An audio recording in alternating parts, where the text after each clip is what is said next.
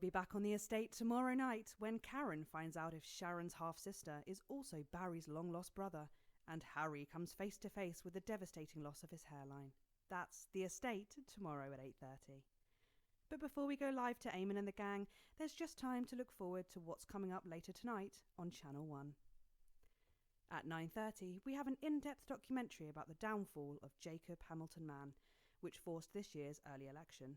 That's The Night Visitor at 9:30, poorly narrated by Patrick Bannon. At 10:30, Adrian Atkinson Blimey is here for a special episode of Incisors, where he sinks his teeth into the current cost of living crisis by interviewing a multimillionaire, a nurse, and a bin man to see who is suffering the worst. Here's a clue. It's not the millionaire. At 11:30, fasten your seatbelts as it's time for Wayne de Spirit Whistle to lead another terrifying exploration in Live and Spooky. And tonight, they'll be asking if the old brewery in Arsminster... Yeah, I realise that, Eric, but my family have made it clear to me that my episodes are embarrassing for them, so I suggest we stick to the script so I don't have to face the ire of all 4 of my brothers, or worse, my sister. Nothing more important than family, Eric. Maybe one day you'll realise that. You can never persuade a lady to let you cough your muck up her... Yep, standing by. Good evening, I'm Eamon Titley. Behind me is a true TV legend, and now running for Prime Minister. Everyone's handiest man, Peter Clement. Now, Peter thinks he's been brought here tonight to film a special reunion episode of Just the Job. But, as always, viewers, you know better. 10 seconds, laces. 10 seconds. It's time. Let's start the show. In 5, 4, 3... Just that job. Just that job.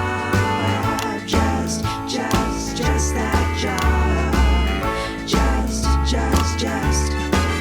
When the skies are cloudy on a Friday afternoon, I've got just that job. Just that job. When it's all so cloudy that it leaves you sad and gloomy, I've got just that job. Just that job. Lady, when your handyman turns out to be a hound, I'll come and do it my way. Well, there's no one else around. I'll take my time, I'll be reclined, and then skip right out of time. 'Cause that's just the job.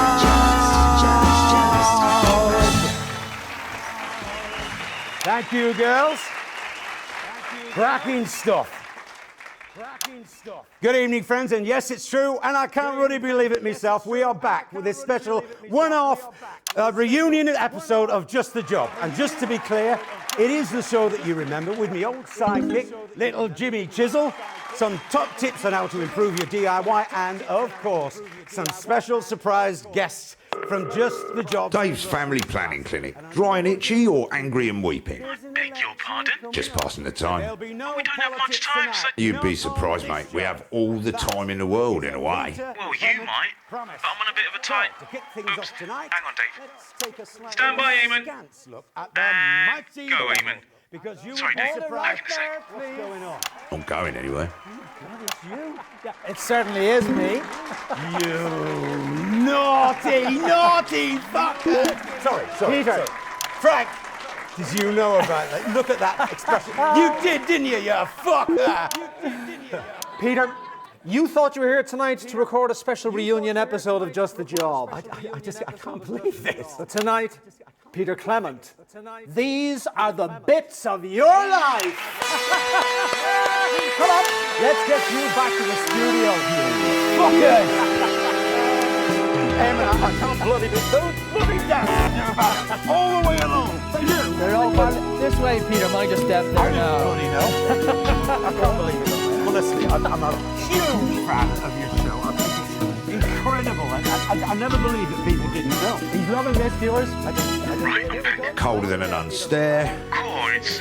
yeah, that. Keep the show on the tracks. Yeah, that's the thing. Once we're off the tracks, she can never get back on them. Or at least that's what Eamon says. Yeah, I think I've heard him say that. Possibly more than... Oops, there's Eamon. Gotta go. Have fun. Once you're off the tracks, you can never get back on. Yeah, I like that. That's profound, that. So, Eamon, how long have you been planning this? Eamon, how long have you been planning? Eamon?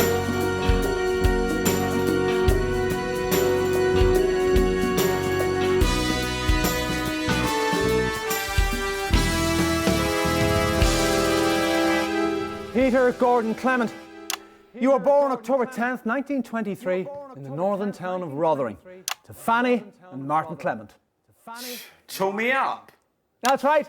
They got up at the crack of dawn to make the trip all the way down to the capital by coach. It's your infamous old mam and her long-suffering husband, Fanny and Martin Clement.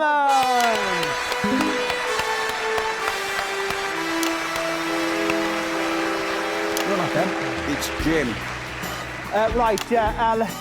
Let's get you sat down. Lovely to have you both. Lovely to have you here. So tell us, what was life like for Peter growing up in the Clement house? Well, obviously, I wasn't there for it, Eamon. So this part is something about a long-lost brother. Oh, yeah. We're good friends. And from what he said, I get the impression Peter was a bit of a bully. How long has this been going on? Sorry, mate. Touched a nerve there, have I? You know how it is with me and our Sid. Oh, yeah. He's told me all about it. Have a good show. Little Jimmy Chisel, everybody!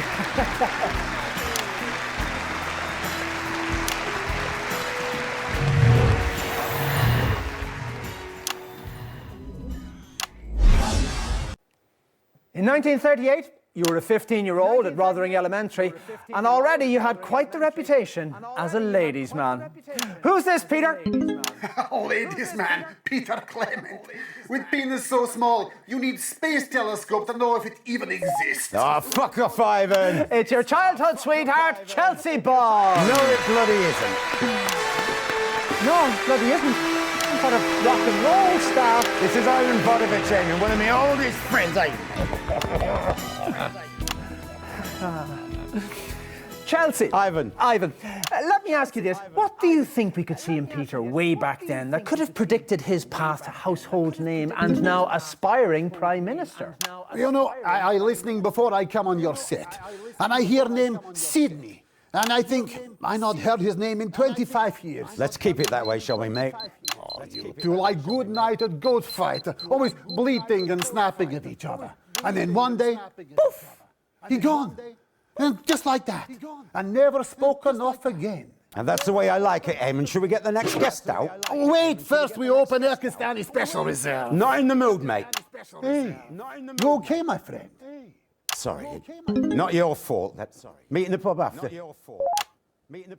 Ivan Vodovich. Ivan Volodymyr, everybody. Close enough.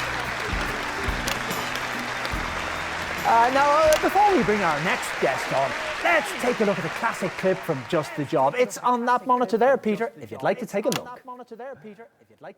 Favourite memory? And that's about 2 minutes. I'm going for a gander. Get my mind off things. I do remember this one time, it was the height of our second run. By this time, we knew each other way too well. Anyway, we got towards the end of the show. Well, that's about all. Everything okay? I remember this one, LJ sulked for a week. Good choice, Eric. Not my choice, if I'm honest. Can we reset, please? Popstar Skinny, whose new single, Dimples on My Cheeks, comes out on Friday. And of course you, our wonderful viewing audience, without whom we would somehow. Gosh. We think Mayor found him. Who? Sydney, the brother. So? He lives in the capital about 10 minutes from the fucking studio. I'm not aware of there being any brother in the script, Eric, so, I mean, what's the point of us... Eamon, fuck the script. This is the type of TV that people remember. The type that wins TV Nation Awards. TV Nation Awards? Yeah, they're coming up, aren't they? Yeah, fuck it. Let's send Helen a taxi, just in case. Already on it. 10 seconds, everybody. TV fucking Nation Awards. Going in 5, 4, 3... Badly allergic, so What fantastic memories there from one of the nation's most beloved TV shows. Now, Just the Job had 2 successful runs, of course, from 58 to 64, and again from 1972 to 1976. And across many, many of those shows, there was always one man by your side. Oh no, hang on, wait, he's been on already. We didn't have much back then, but where there's a finger, there's fun, as they say at the confectioners. Give me that woman. Son, it's your dad. The pricks have sent us on at the wrong ruddy time. Yes, that's right. It's a man and a woman who need no introduction, but we're going to give them one anyway. It's your sidekick. No, look, it's clearly your parents.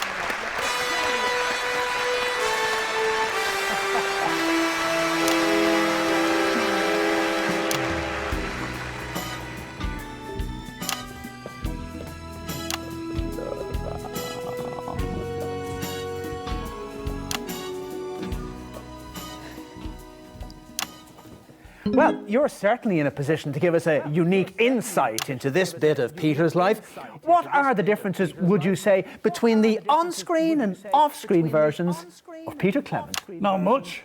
They're both feckless ingrates. Martin Clement, you take that back. He's your own flesh and blood. Shut up, woman. Blithering on with your nonsense. I think everybody thinks they know our Petey, but no one knows him like his mam does. I know him better than he knows his own foreskin, as they say at the bar mitzvah. He was just about passable when he was younger.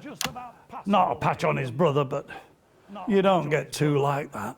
We're ever so proud of him. He's like the first cock of the spring, as the airmen say. Well, apparently we have some archived, never-before-seen footage of you, Peter, with your mysterious brother, on the Just the Job set. What is this, Eamon? Fucking ambush! He definitely won't like that. Let's roll that now, shall we? All right, RP. All right, our Sid. What brings you to the capital? Had to hand deliver some contracts for Mr. Barrington. Thought I'd make the most of it and see the hottest show in town. Oh, you flatter me. It's that fellow at the Royal Grange, right? Oh, you cheeky bugger. Where he sat? Oh, they're just going to slip us in at the back, I think. We didn't have tickets. At the back? Like fuck they will. Oh, don't make a fuss out, Frank! Pete. Frank! I want the best seats in the house for my 2 very special guests. This is my brother, and this... Oh. Welcome. Oh, God, I'm forgetting my manners. Peter, this is the lady I was telling you about. The one that has you enamoured. I can see why. I'm not afraid to say you're probably looking at Mrs. C. Undoubtedly.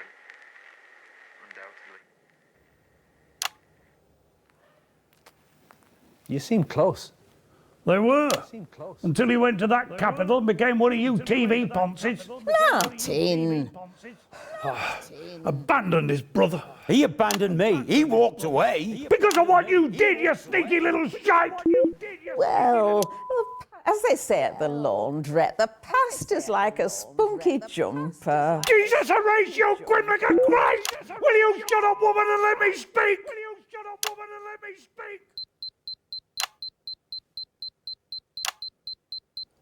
Go on, then. Time to pick the next guest, mate. Well, with all your fussing, I forgot what I was going to say. Fanny and Martin Clement, everybody.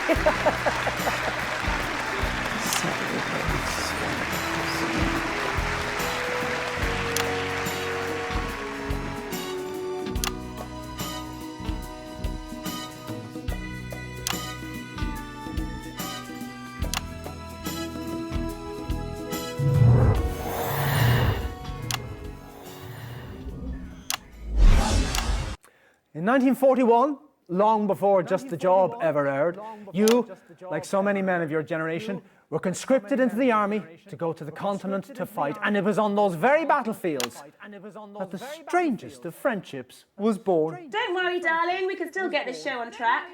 Oh, Christ. I think we all know that voice.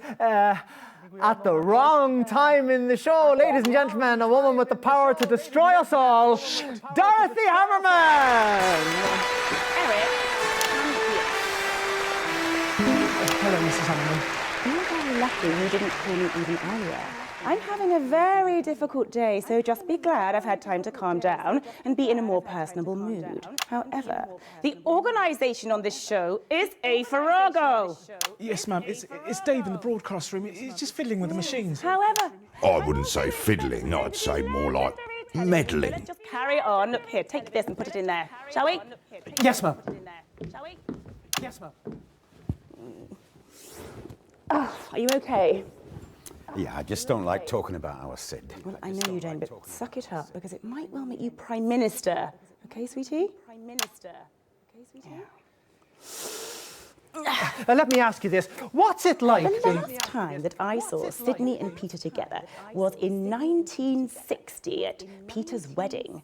Well, Sydney was sat at the front, and I was just starting out at that time. We all were, but I knew I had to get an invite to new TV sensation Peter Clement's Wedding of the Year. Oh, hardly. It was a small chapel near Rotherham. Yes, well, everything was going fine until the reception when, between songs performed by that dreadful band you booked, the two of you could be heard screaming obscenities in the car park. Well, you came back in after a few minutes as if nothing had happened and grabbed Mrs. C and started dancing the lambada, if I remember correctly, which, as you know, darling... You always do. Yes, I always do, don't I? Well, Sydney drove off, and rumour has it that you never spoke again.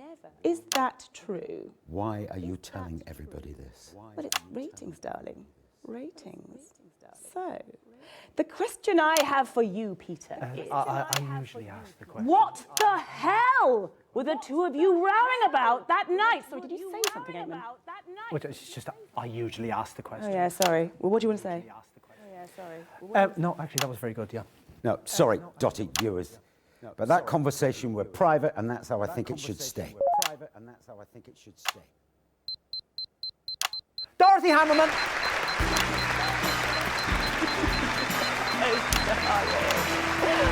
Your fame! There is no private! Still, it's your funeral. Or election.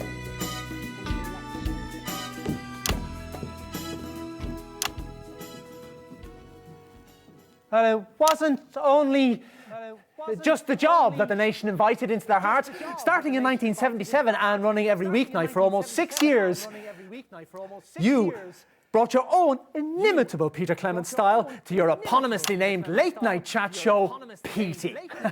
Let's take a look at that now. I was a runner on PT. And a couple of minutes back. Same as before? Became Dorothy Hammerman's assistant. Any news? We're still trying. It's 50-50. I let me do it for a year. I just couldn't believe it was like a family. Until it wasn't.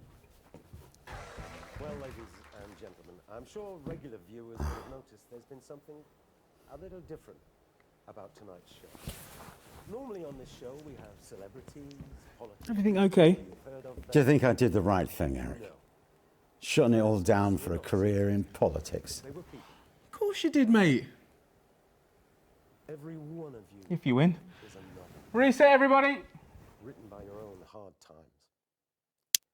I've done a few things over the years where I can love you more. How long until he gets here? Can we get him on last? Capital traffic, it's hard to say. We may have to bump the song. Ah, fuck the song. TV Nation Award. What can I do? Go long into the next interview. The ratings are great. Yeah, we can overrun. 10 seconds, everybody. Who's on next? Fuck only knows. Going in 5, 4, 3. Unforgettable stuff. But while you took all the credit, arguably someone else did all the work, didn't they now? Well, I don't know about taking the credit, but I'm hoping to share in the trust. With the fifth of the bits of your life, it's... Play the music!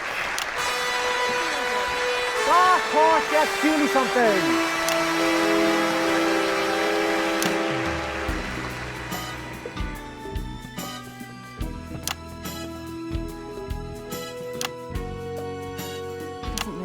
Don't worry, Pet. They'll all know it soon. Let's take a seat, shall we? Lovely, lovely to have you here. Lovely, lovely. So, Petey ran for nearly 6 years. Tell me, what's your favourite memory from all those shows?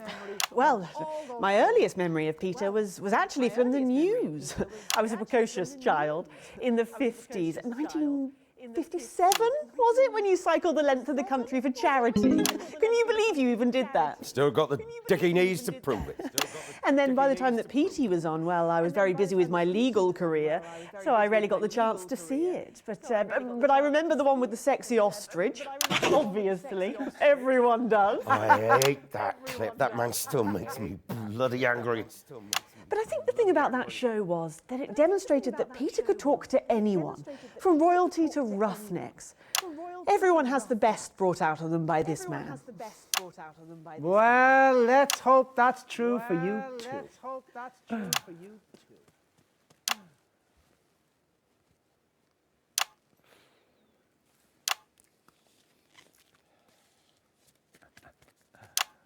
Do I go? Normally. Mrs. Miss. Saltburn. Salisbury. Let's just go with Julie. Julia. Let's just go with Julie. So, what do you know about Peter's brother Sidney? We have a brother. We'll talk after. How could you not mention your brother? We will talk after. Okay. We'll talk after.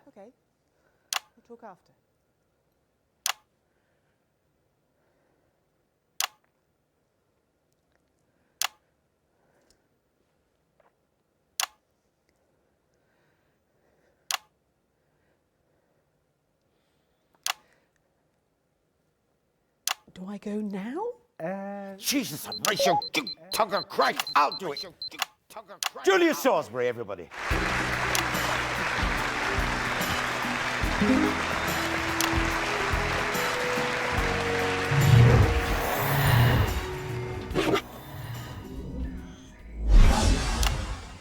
And so to last year, when you surprised the entire nation by announcing you were giving it all up to form your own political party. And because the final bits of your life are always about the future... I remember you slipping me tongue in Gilliram back at your nan's house. Well, you reckoned it was your first kiss, Well, but me, obviously that line's not going to work. Let's just bring her out here. I met her earlier. Her name's Edna Kate or something. Just play the music.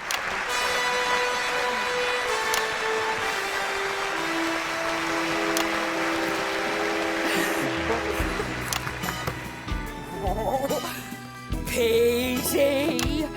Oh, come here, love! All right, take a seat now. Well, thank you so much for taking the time out from your campaign to... Oh, no, not that one. Do you think Peter Clement is a good fit for politics? No, don't need that one.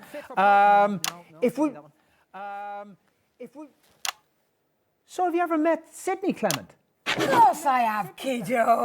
Oh, those two, they were like that, inseparable. Oh, the amiable... Oh, what were it? The amiable rivals, that's what us girls called them. Oh, of course, you know, we'd all snogged at least one of them, but most of us had snogged them both. Oh, they used to get into right old ding-dongs over it. Oh, Petey, love, you really should speak to Sid again. He misses you. He needs to apologise to me first for what he said about my wife at my wedding. Look at us, love. Hey? We've both done a lot of time. I reckon we're over halfway. Please, don't let it be another 25 bloody years, sweetheart. You'll never forgive me, Chelsea. Would you? I'd forgive you anything, but I suppose I'm not a stupid, proud man. We've been together for 25 years. He made me choose. So I chose. Yeah, I know. And that's hard, but if you really think about it, that's a lot more choice than you gave him, isn't it? Right, end the cakes, everybody.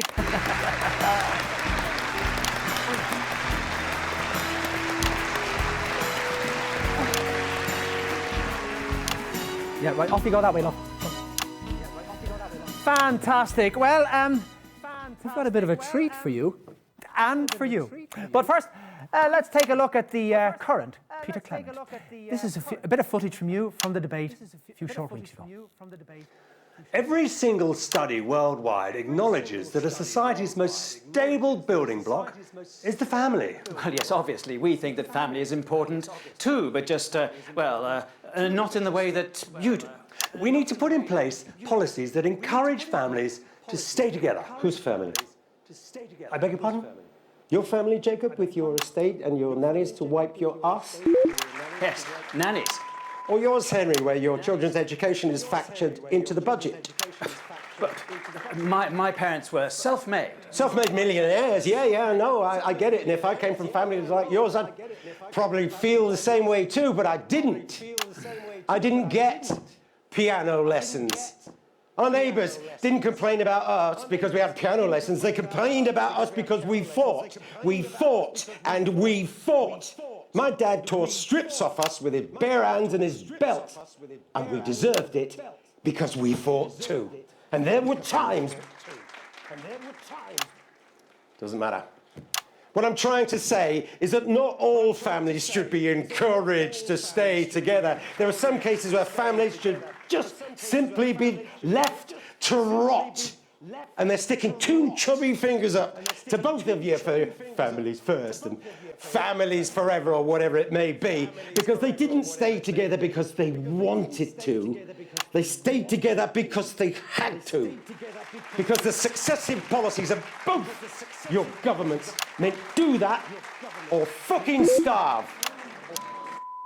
Amazing footage there from the debate. Well, Peter, as you know, normally at this point in the show, we give the guests their picture frame and we roll end credits. But we're changing the format a little tonight and tearing up the script, which I have to say on this occasion actually feels quite thrilling, you know? Probably worthy of some sort of, I don't know, TV Nation Award or something, you know? Get on with it. Tonight, we're running over a little because we have a surprise seventh bit of your life. Hidden piece, if you like. You haven't seen him for 25 years. Fuck off! Your brother, Sidney Clement!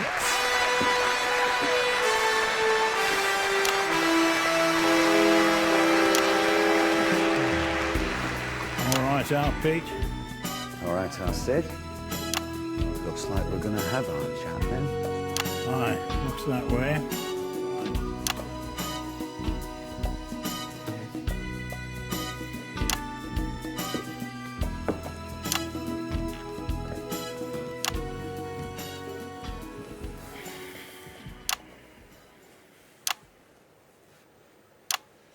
So, lads. Lads. Shut up, Eamon. Right. Shut up, Eamon. So, what have you been up to? Solicitor stuff, you know.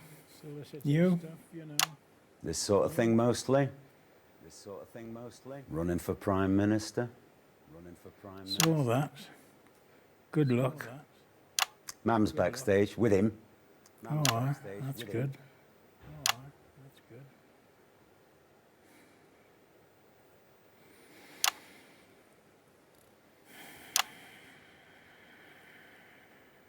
For God's sake, talk to each other. What did you say to him at the reception? I made a prediction, that's all. You called my word into question, and you insulted me and you insulted my wife. Maybe you should have thought of that before you stole her from me. It was her choice. It was always that way. Always their choice. We agreed. As children, maybe. Not as adults. Not as men. It was her choice, our Sid. I know. And I never should have said what I said. Bloody awful prediction. What was it? A month? It'll be 25 years this anniversary. Aye, well, she's quite the woman. Aye, She's quite the woman. she is that. No, it's so strange. It's so strange. Quarter of an hour ago, I was sat at home watching this show, watching that clip of me introducing you to, and I thought, I wish they'd had the camera on her face. Because as soon as she set eyes on you, I knew I was gone. And it's taken me a long time to come to terms with that. What you have that I don't. It's just the job. Celebrity, it makes you sort of sparkle. I don't understand it, but it's true, nonetheless. I really loved her, our Pete. I know. And I am sorry, our Sid. And it's taken me a long time to understand that, too.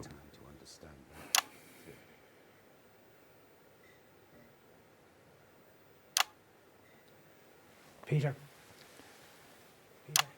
these are all the bits of your life.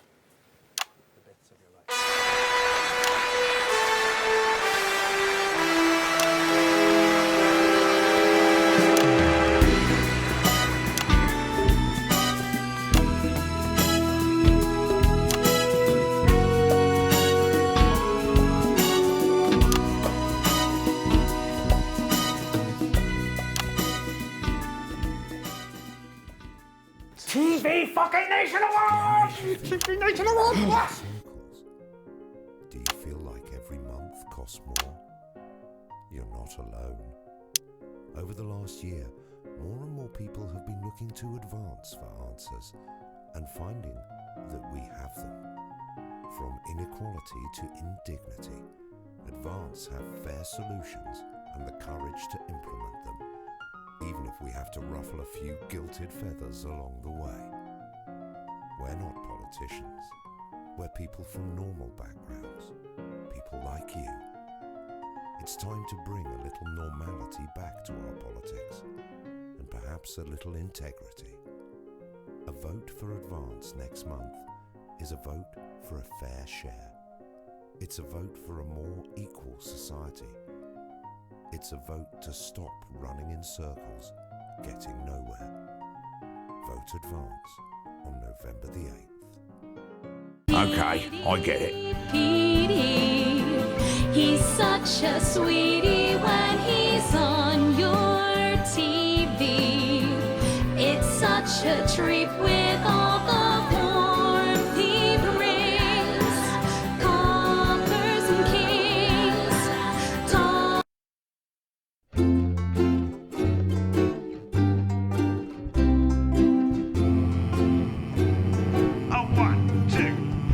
I've been living in a Dave New world with my hair all curly and a bird called Shirley. Yeah, mate, I've been living in a Dave New world ever since I got my own DLC. I've been living somewhere fucking hot with all the cash I got from selling games to you lot. I've been living on a fucking yacht ever since I got my own DLC. You can see me every weekend charging up a rave, 'cause a party's not a party if you haven't got a Dave. I'm the jester in the throne room, I'm the joker in the pack. So let's go and have it fucking large, 'cause Dave has got your back. You're all living in a Dave